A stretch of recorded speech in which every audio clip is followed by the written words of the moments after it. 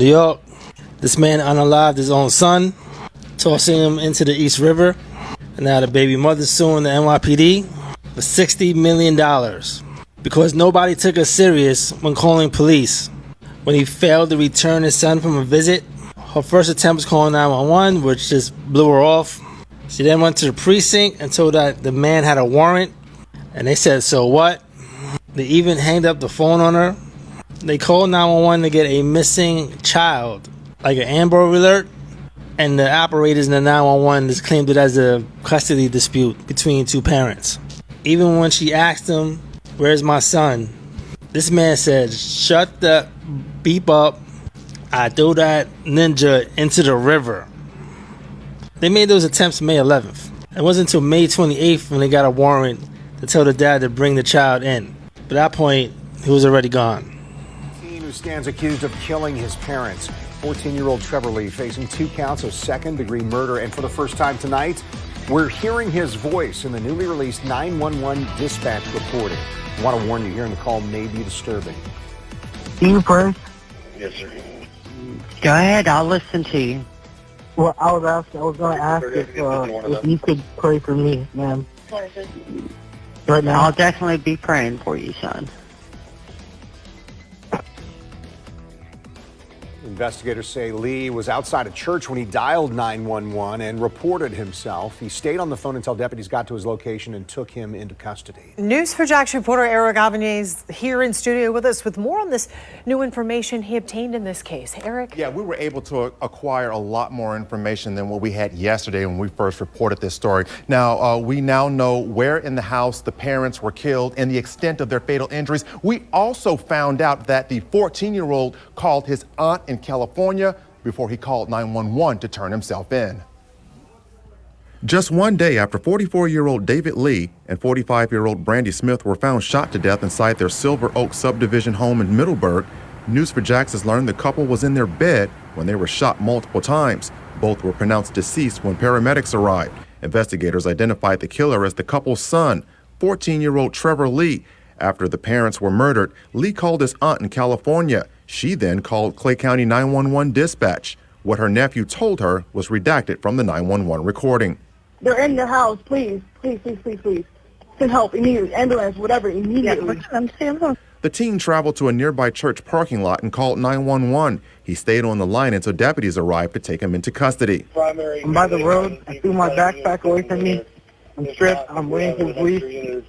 What do you mean you're I have stripped? nothing in my pocket. I emptied my pockets and everything. There's nothing in my pockets. While most of his conversation with the dispatcher was redacted, we hear him ask the dispatcher to pray for him. You first? Yes, sir. Go ahead, I'll listen to you. Well, I was going to ask if you could pray for me, ma'am. Right now? I'll definitely be praying for you, son. These parents are dead in their bed. And Retired JSO Director of Investigations turned News4Jax crime and safety analyst Tom Hackney says this was no doubt a heinous crime carried out by a kid, but he also says the fact that the teen called 911 to surrender himself says something. instant remorse. When you hear the sound of his voice and you hear kind of what he's going through, aside from the redacted part, you hear some instant remorse. And I think that's kind of bolstered by the fact that he left the scene and goes immediately to call 911 and turn himself in. Now, the 14-year-old remains in custody at the Regional Juvenile Detention Center in Jacksonville. So far, he has not been charged. Some new details after a shooting in Hayward left one person dead and two others in critical condition. Cron 4's Philippe Jagal has the latest. Pieces of crime tape left behind by the Hayward Police Department at the Dumont West apartment complex on Gating Road. Witnesses say officers spent at least 8 hours through Sunday night and well into Monday morning collecting evidence after a shooting was reported on the property.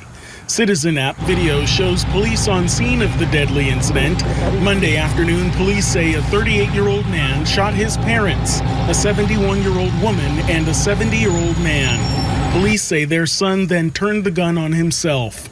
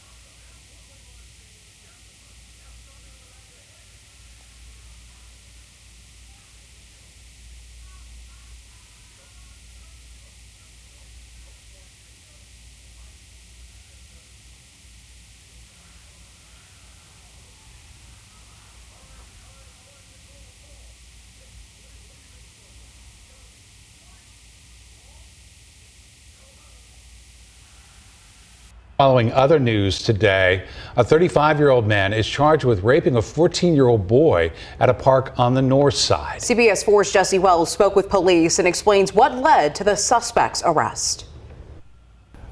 Police credit technology like these surveillance cameras, as well as assistance from the victim and an alert, quick-thinking North District officer for working together to help track down and arrest the suspect for the horrific crime. Walking to his summer job here at the MLK Center, a 14-year-old boy claims he went into the bathroom here at Tarkington Park and was raped by a complete stranger in late June. Brandon Merriweather is now charged with rape, sexual misconduct with a minor, and child solicitation for that alleged assault. This 14-year-old experienced something unimaginable that nobody wants to experience. We're going to have lifelong implications resulting from this.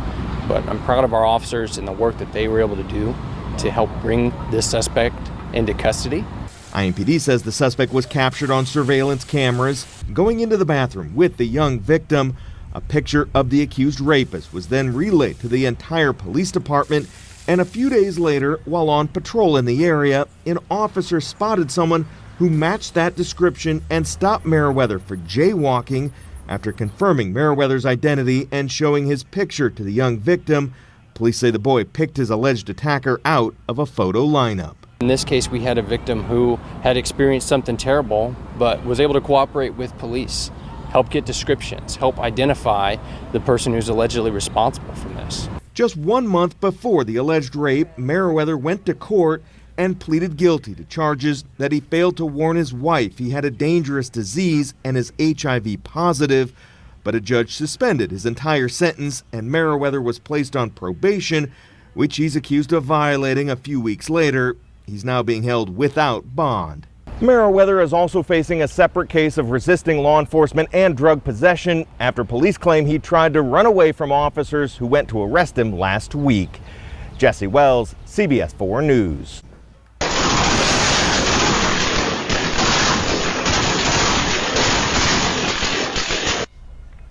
That is real-time video of a shootout in Frayser. Fox 13 News confirming that a man was killed in that. All of that gunfire, you heard it, you saw it right there. It happened yesterday in a residential area in Frayser. And Fox 13's Daniel Wilkerson joining us live from that scene. Disturbing video we just saw there, Daniel. Ernie, good morning. Disturbing to say the least. And keep in mind, folks, we did not play the duration of just how long those shots went on. I'll first start by telling you we have a lot of information that we are working to get confirmed this morning. So I will be working throughout the morning to get information confirmed for you. I can tell you that our producer, Tamira Turner, she worked all weekend long trying to get information confirmed. And folks, this is where we're at. Take a listen to this.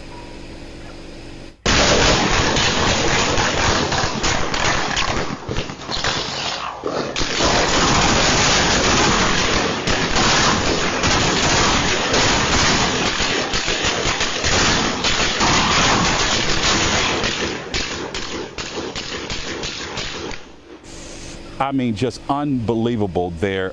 We are not far, for those of you familiar with the area, not far from Innovation Church this morning, about 3 blocks away from Georgian Hills Park. Again, this was a scene early Sunday, just after midnight. In the video, it's hard to determine from which direction all those shots are coming from, but it appears you see someone standing outside that vehicle. Again, it's hard to tell whether that is the shooter or the victim. That car starts to back up down the street. It appears the passenger door is open while that car is backing up. It looks like the person who had been standing outside it is able somehow to hold on as that car backs up down the street. Now, this is what we have confirmed at this hour. We understand the body was found at Meritavia and Georgian Hills, Georgian Drive. NPD confirmed that several houses were shot up in the process of all of this. Again, back out here live, we are standing right now really in front of the house out of respect for the people in this neighborhood. I didn't want to show any specific houses, but the house that you saw in that video is just feet away from where I'm standing right now. As I said, folks, we are working to get information, possibly bombshell information confirmed for you this morning by way of our sources. I will be back in another live alive hit it in about 30 minutes. Yeah, and Daniel, it sounded like the gunfire was coming from every which possible angle. Scary stuff. Daniel Wilkerson live in Frayser. Goodness. Terrifying. Well, listen to this. A Hudson father is behind bars accused of unloading a gun on his own son during a fight over moving out. Pasco County deputies say the man admitted he wanted to hurt his son. This was all caught on camera. News Channel 8's Georgia MacArthur joins us now live from the Pasco County Sheriff's Office. Now, Georgia, you spoke to that son today.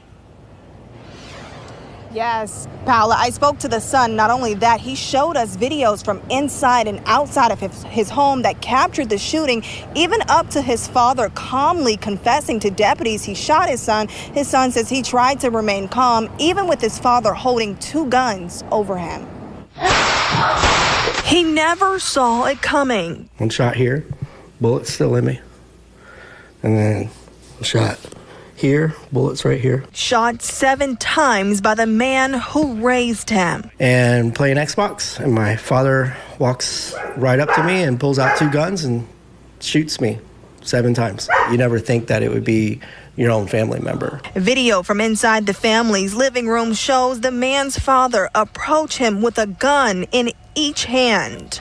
I was scared and just trying to figure out how to calm him down and how to get out of the house or get away from him and live. Gregory Hannes says his dad, Timothy Snyder, was upset after Hannes tried to evict him from their home. I put an eviction notice on the door Wednesday, and during our conversation while he was holding the guns over me and I was kind of pleading for my life in a sense of way, he mentioned that he was thinking about it for 2 days. Hannes says he was able to dial 911 and stall, hoping help would arrive. I was thinking to myself to use like keywords and trigger words that the 911 operator would be able to pick up and hint on. When deputies arrived, the man's father confessed to shooting his son. What was your intent for that? To harm him? Yeah, well, it really wasn't much of an argument. I just, pulled the gun out and started shooting. While Hannes is left to recover, he says the wounds from that day will never heal. He's my dad. I'm not going to get to see him anymore either. And I think about my child. Like, she loves him. She's never going to get to see him.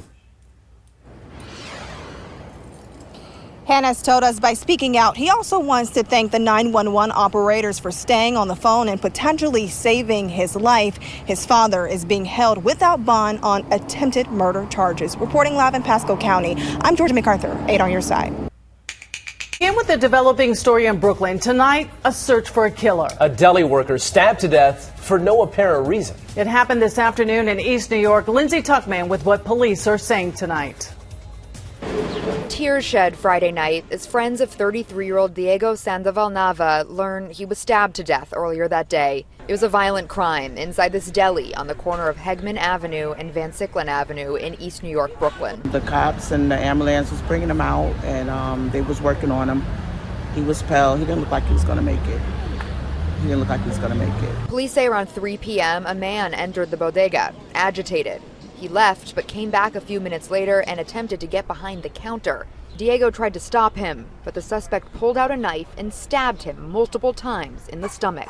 According to United Bodegas of America, the suspect was upset he couldn't buy a single cigarette. How can someone take someone's life over Lucy's, over cigarettes? I mean, it's crazy what is going on with some people. We don't understand how you can take someone's life, a young man's life, over cigarettes. Police say Sandoval Nava lived just above the deli, and those who knew him say he was a good, kind man who moved to the U.S. from Mexico and had 2 kids. He will help other people outside, making sure they doing okay, eating, feeding them, free food or something. And for me, he always making sure I'm okay. And community members say the attack is sad and senseless. When things like this happen, especially a known deli like this or anything else like that, this is our neighborhood store. So kids come to stores, elderly come to stores. So things like this, people just fearful. The suspect ran away from the scene, and police have yet to make any arrests. Meantime, United Bodegas of America says it will try and contact Diego's family back in Mexico to support them through this terrible loss. In East New York, Lindsay Tuckman, Channel 7 Eyewitness News. Tonight, detectives on Long Island need your help to track down a person wanted in a grisly murder that took place last March. This is a look at the person they are trying to find. Her name is Marjorie Quarry, but she goes by other names and has been known to frequently change her appearance. Eyewitness News reporter Shantae Lance has the latest on the investigation. 491 days, and the pain is still the same. There's not a day go by I don't think about my nephew and cry about my nephew. Speaking over the phone, the aunt and sister of 36-year-old Conrad Gowan recalls the day on March 4th, 2024, inside his home on Herrick's Lane in Jamesport when he was killed. When she stabbed my nephew, it was just a shock to everyone. A Crime Stoppers alert is now out for this woman, 53-year-old Marjorie Quarry. Suffolk County police say she entered Gowan's ground floor apartment before stabbing him in the neck in a violent rage of passion. We believe that Quarry learned that day that she was not Gowan's only girlfriend. She had driven out from Queens that day to see him, driven from Queens to Jamesport. There was another girl at his apartment. She was turned away. She came back, a fight ensued, and she stabbed him in the neck. Homicide Detective Lieutenant Kevin Byer says Quarry also goes by the name Nicola Watson and Nikki. A warrant for second-degree murder has been issued for her arrest. She has family and prior addresses in St. Albans, Hollis, and Jamaica, Queens. Police believe Quarry, who's Jamaican, is working as a home health aide, likely for cash, moving around basement apartments in South Queens. Like Quarry, Conrad was working as a home health aide. His sister and aunt says he dreamed of becoming a nurse. Always working. And his dream was to come to America to fulfill the American dream, to become a registered nurse and send for his mom. That dream, now a nightmare, as police release multiple photos of Quarry, including her driver's license and mugshot. Investigators say she has prior arrests for grand larceny and drug sales. Conrad Gowan's family has a strong message for his alleged killer. Turn yourself in. Turn yourself in. So we can all have a peace of mind. We have sleepless nights. Aside from teenagers have just been charged with murder after a fight in a park in the Bronx that turned deadly. A 14-year-old boy was killed and a 17-year-old injured in Williamsbridge Oval Playground last night. Both teens were beaten and stabbed in a particularly brutal assault. Eyewitness News reporter Marcus Solis is live in the Norwood section with our lead story tonight. Marcus. And Liz, here on the playground, a memorial continues to take shape. Is around this time yesterday that there was a volatile mix of two groups of young people, a 17-year-old stabbed, and then in apparent retaliation, that 14-year-old was killed. What can I tell you? We're distraught, says the victim's father.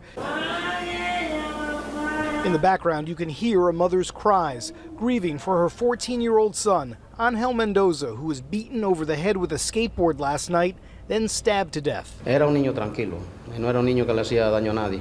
He was a quiet kid who didn't bother anyone, but the teen was confronted by an angry mob of over a dozen young people last night in Williamsbridge Oval Playground, the spot where he was sitting, now marked by candles. Lo pararon, lo tiraron ahí, le entraron a apuñalar por ahí, por la espalda. Con la... They stood him up and threw him down and started stabbing him, says this friend who says she heard the victim tell the group he didn't know what they were talking about. Police say the attack appears to be retaliation for an earlier dispute.